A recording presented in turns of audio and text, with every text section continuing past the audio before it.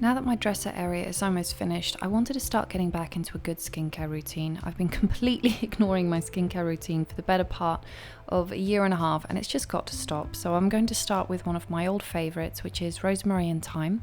I use this as a toner and a very, very mild cleanser first thing in the morning and last thing at night.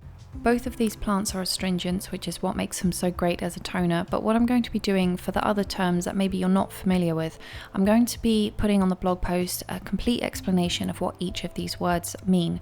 I'm sure most of you know what antiseptic and antimicrobial mean, but for some of the other rarer terms, I want to give an in-depth explanation on the blog if it's not something that you're familiar with.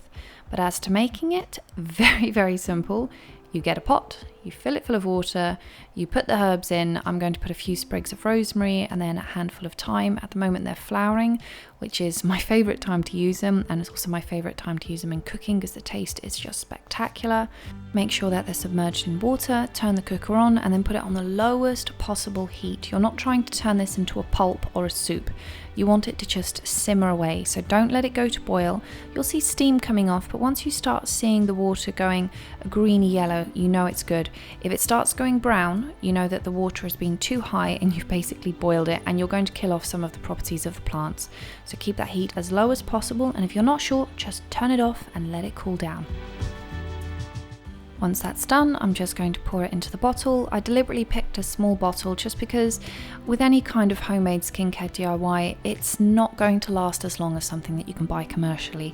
It's not going to last 6, 12, 8 months. If you keep it in the fridge, it will last 1.5, maybe 2 weeks if you're pushing it. If you're just keeping it out on your dresser, I would personally chuck it after 5 to 7 days and just make a new batch, especially if you're growing them in the garden. It's so easy to make.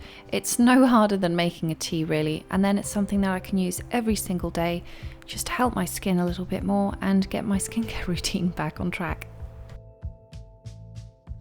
If you like my content and want to follow me on Patreon, that's where you can find my early content, extra content, and see the thought process behind things like my books, cover designs, videos, and artwork. You can also find me on Instagram, but the best place to follow me and make sure that all my new content is sent directly to you is through my website and the mailing list. On the top right-hand corner, you put your name, the email you want your new content to be sent to, and that's it. You're done.